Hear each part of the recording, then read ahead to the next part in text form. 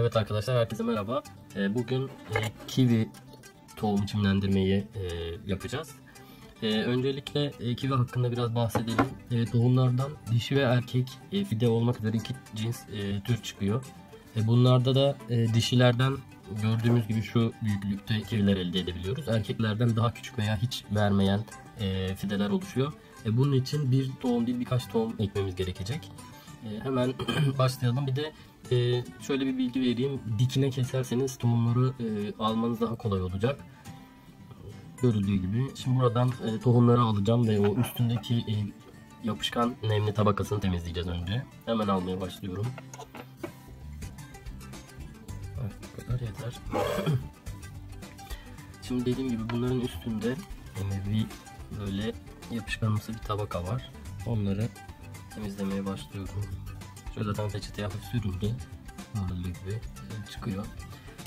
Ben çimlendirirken böyle kaplar kullanıyorum. İçine pamuğu ıslattım, yerleştirdim. Bir de üstüne kapamak için bir tane yaptım. Şimdi dışını temizlediğim tohumumuzu alıp gelişigüzel bırakıyorum. Bu üstündeki zarı almazsak çıkması biraz daha uzayacak.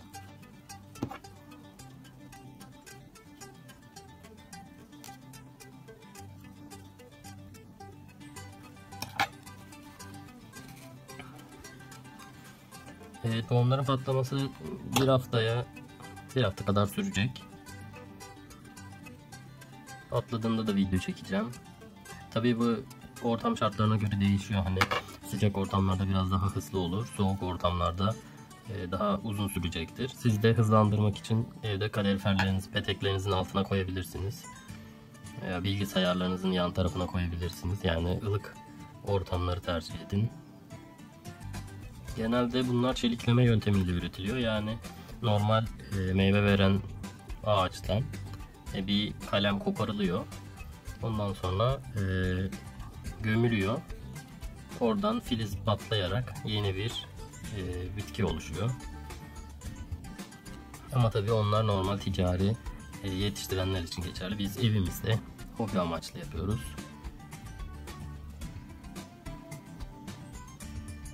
Bu arada evde limon yetiştirme videomuz da var. Onu da izleyebilirsiniz. Videonun sonuna ekleyeceğim. Bu arada evde yetiştirdiğiniz limonlarda biliyorsunuz ki aşı yapmadığınız sürece limon vermiyor. Dikenli bir tür oluşuyor. Ona da aşı yapma yöntemleri var. Onun da videosu var. Onu da çektik. Onları da izleyebilirsiniz. Bu arada bunun adı Pens. Bazı tıbbi malzeme satan yerlerde bulabilirsiniz. Çok işimize yarıyor. Böyle tohumlarda, bitki ekimlerinde veya diğer şeylerde. Bu arada yeni evde pirinç yetiştirme videomuzu da çektik. Onlar da filiz verdi. Onların da akvaryuma entegresini yapacağız. Onun da videosunu kanalımızdan ulaşabilirsiniz. Daha önce kimse yapmamış. Evde pirinç yetiştirmek ilginç bir şey. Merak ediyorsanız dediğim gibi kanalımızdan ulaşabilirsiniz. Sanırım bu kadar yeterli.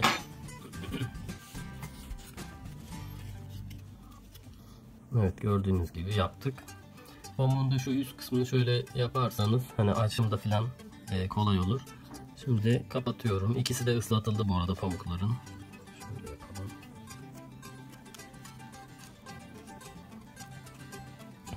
Çok fazla bastırmıyorum üstüne.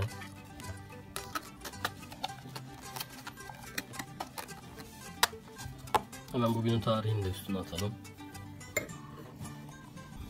Evet, tarihimizi de attık. Ben ara ara kontrol edeceğim. Tohumlarımız patlamaya başlayınca yeni bir video çekeceğiz. Hangi tarihte olduğunu yazacağız. Siz de ona göre hiç açmadan bakabilirsiniz. Tabii benim ortam dediğim gibi kalorifer peteğinin altı ılık bir ortam. Bu arada bu kapları kullandığımızda bir daha pamuğu ıslatmaya gerek kalmıyor. Çünkü buharlaşan su damlaları üstten tekrardan pamuğu ıslatıyor ve doğal bir döngü yakalamış oluyoruz. Evet, bu videomuz bu kadar. Bir dahaki videoda görüşmek üzere. Kendinize iyi bakın. Merhaba arkadaşlar. Biliyorsunuz ki bir hafta öncesi bir çimlendirme yapmıştık kivi için. Şimdi ben kontrol ediyorum ve bazı şeylerde çatlama görüyorum. Şuradan size görebilecek misiniz bilmiyorum. Şunda bakın ucu patlamış. Beyaz. Filizini çıkartmış. Birkaç tanesinde böyle gördüm. Şunda da var. Görebiliyor musunuz?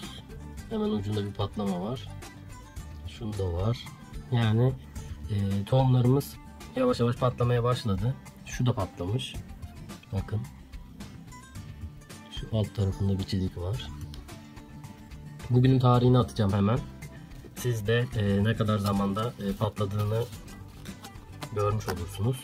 Yine tabii ki ekeceğimiz zaman yeşil yapraklarını çıkardığı zaman ekeceğiz. Şu anda biliyorsunuz ki filiz çıkarması, yeşil yaprak çıkarmasına kadar güneşten fotosentez yapmıyor. Bunun için üstünü kapatıyoruz.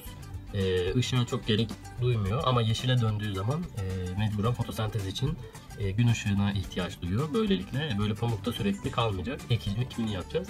Bu arada gördüğünüz gibi şurada nemlenme var. Yani bir kere ıslattığımızda bir daha ıslatmamıza gerek kalmıyor.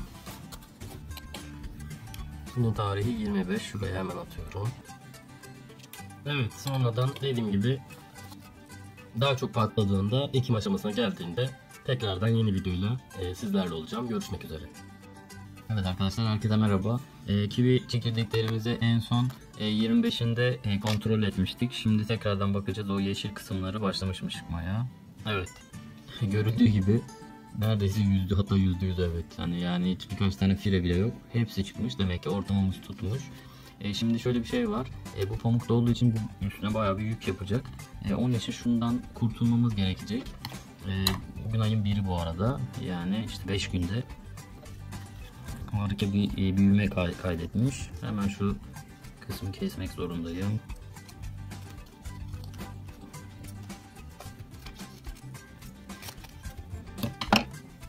Aslında bunu peçeteye de yapabilirdik. Peçeteye yapmam, bu pamukta şu anda. Peçeteye yapmamızın şöyle bir güzel yanı var. Bunda şimdi kökler hepsi pamuğun içine girdi. Yani buradan mesela ben şu çok iyi büyümüş, şunu alayım diye ayıramıyorum. Bu yüzden bütün hepsini beraber yan yana ekeceğiz. Ve böyle bir durumda da büyük ihtimalle küçük kalanlar bozulacaktır diye düşünüyorum. İyi olanlar, hani büyüyenler, büyük olanlar zaten büyümeye devam edeceklerdir. Pamuk kesmemin sebebi dediğim gibi artık yeşil yapraklarını çıkarmaya başlamışlar. Yani şu işte ufacık yer kalmış. Şunları atmış. Şurada hatta bir tanesi çıkmış gibi bir şey. Şu yani yaprağı çıkacak hemen. Dediğim gibi üstünde hem ağırlık yapmasın, kolayca yapraklarını açsınlar, hem de artık ışığa ihtiyaç duyacaklar fotosentez için. Bu şekilde bir sonraki videomuzda artık toprağa ekimi olur. Ondan sonra da dişi erkek artık ne kadar zamanda büyüyor bilmiyorum ama bu videoyu toprağa ektiğimizde görmüş olacaksınız. Yani paylaşımını yapacağım. Bu şekilde tekrardan görüşmek üzere. Kendinize iyi bakın. Evet arkadaşlar, herkese selam. Şimdi görüldüğü gibi kivilerin yeşil yaprakları da çıktı. Artık bunları ekmemiz gerekiyor, yoksa bu pamuktan yeterli besini alamıyorlar. Topraktaki besleyici elementleri almaları gerekiyor. Şimdi gübreli toprağımız var. Sürekli çok fazla değil. Hani geçici biraz daha sağlamlaşmaları için koyacağız buraya. Şimdi alıyoruz. Bu arada pamuğun bir dezavantajı var. Söylemişimdir diğer videolarda da. Kökler görüldüğü gibi her yeri sarıyor. Hani bu pamuktan biraz kurtulmak sıkıntılı. Onun için genelde pamukla ekmek gerekiyor. Biz de büyük ihtimalle öyle yapacağız. Bakayım. Evet. Şöyle atsak. Birazcık açılıyor. Belki iki parçaya ayırabilirsen. Yani ne kadar sık olmazsa o kadar iyi olacaktır. Çünkü ne kadar sık olursa gelişim yavaş olacak. Onun için ekimlerde peçeteleri, normal kullandığımız peçeteleri tavsiye ediyorum. Şurada kök yok galiba. Şu kısmı kesebiliriz.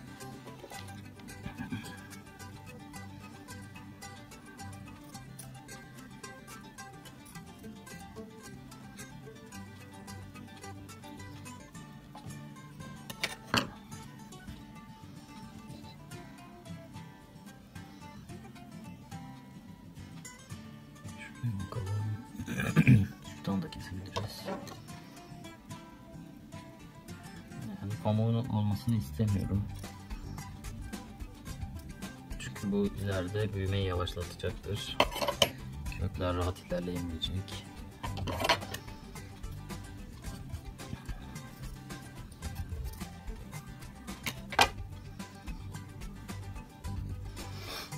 Evet, şimdi buradan birazcık toprak ayıralım.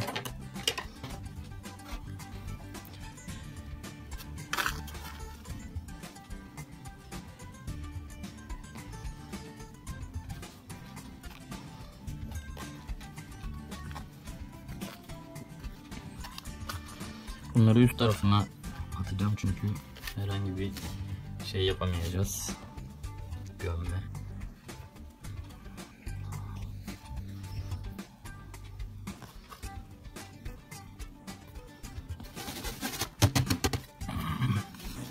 Şimdi pamuğun açık kalan kısımlarını doldurmaya çalışacağım.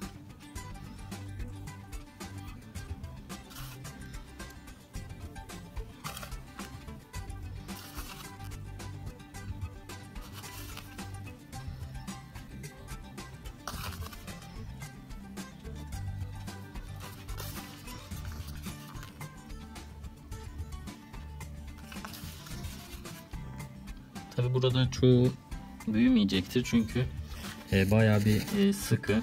Eken arkadaşlar için uyarı yapalım. Hani bu kadar sık ekmeyin. Daha araları geniş olsun. Çünkü görüldüğü gibi %100 verim aldık. Hani hiç açılmayan tohum yok. Hepsi açıldı.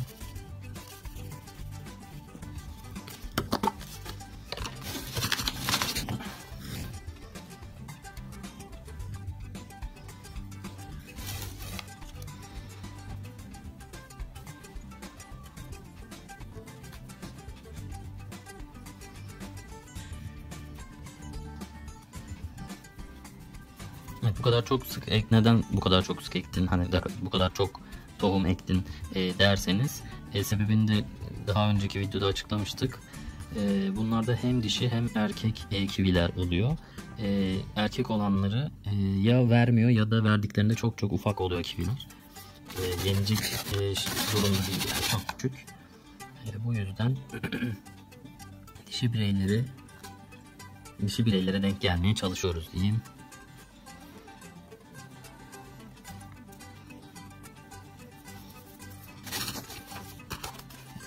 Evet.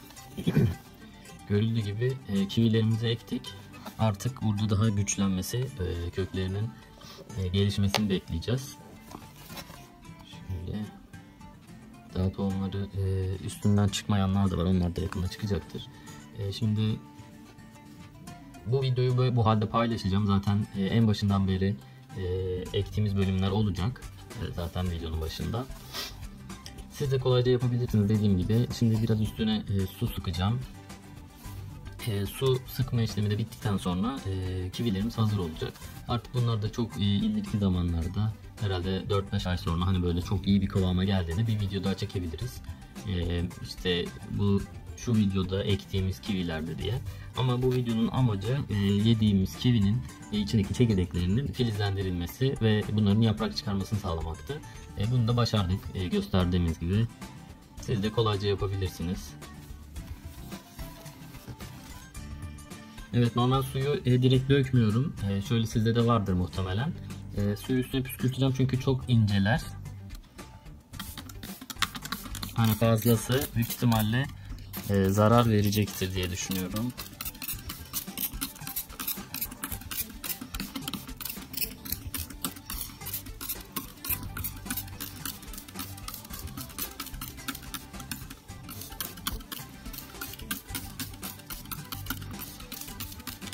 Evet, can suyumuzu da verdikten sonra kivilerimiz artık büyümeye hazır. Videomuzu beğendiyseniz alt tarafta beğen butonu var. Lütfen beğenilerinizi esirgemeyin bizden. Eğer paylaşmak istediğiniz arkadaşlarınız varsa da paylaşabilirsiniz. Alt kısımda da, şu kısımlarda bildirimleri aç butonu var. Eğer böyle bitki videoları görmek istiyorsanız, her ne kadar da olta kanalı olmamıza rağmen doğayla iç içeyiz. Her zaman bitkiler olacak kanalımızda. Bizi takip edebilirsiniz. Sağlıcakla kalın.